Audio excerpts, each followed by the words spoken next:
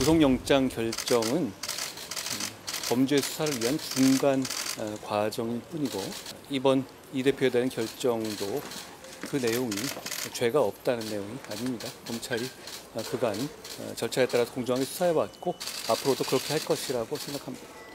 영장 기각 사유를 보면 좀 이화영의 진술의 신빙성을 좀 법원이 의심을 많이 하는 것 같은데, 뭐 그 과정에 진술하는데 문제가 없었던 건지.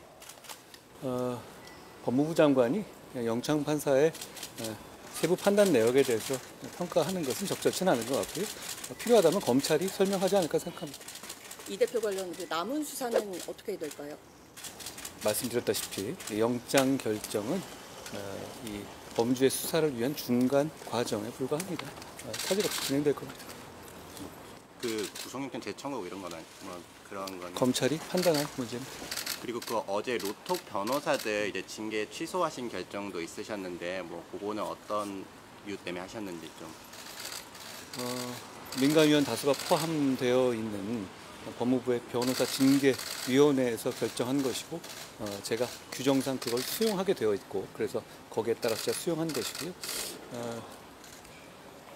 그 이슈는 변호사 제도의 공공성, 국민의 권익을 보호하는 것이니까 일반 어떤 사기업처럼 보기는 어려운 면이 있거든요.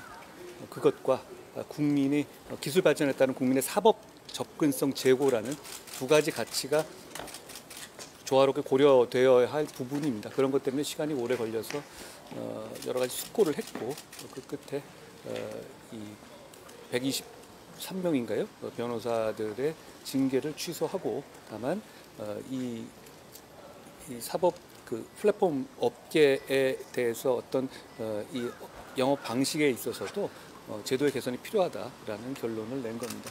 저는 여러 가지로 고려한 결정이었다고 생각하고, 그 결정에 따라서 연협이나 그런 업계 이런 쪽이 또 새로운 제도를 잘 만들어 나가도록 법무부가 잘 지원하도록 하겠습니다. 어제 영장 기각으로 야권에서 이제 무리한 수사였다 이런 비판이 나오고 있는데, 요거에 대해서는 어떻게 보시나요? 제가 체포동의안 서면에도 말씀드렸다시피 관련 사안으로 21명이 구속됐습니다.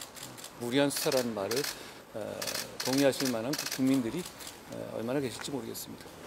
이 수사 동력이 떨어질 수도 있다는 우려도 나오는데요. 범죄 수사는 진실을 밝혀서 책임질 만한 사람에게 책임을 지게 하는 절차입니다. 동력 같은 건 필요하지 않습니다. 시스템이 동력입니다. 좀 검찰 수사가 약간 정치 영역으로 들어오다 보니까 뭐 영장 결과가 뭐 바뀌고 이런 뭐 얘기를 하시는 분도 있던데, 뭐 그런 거는 어떻게 보시는지.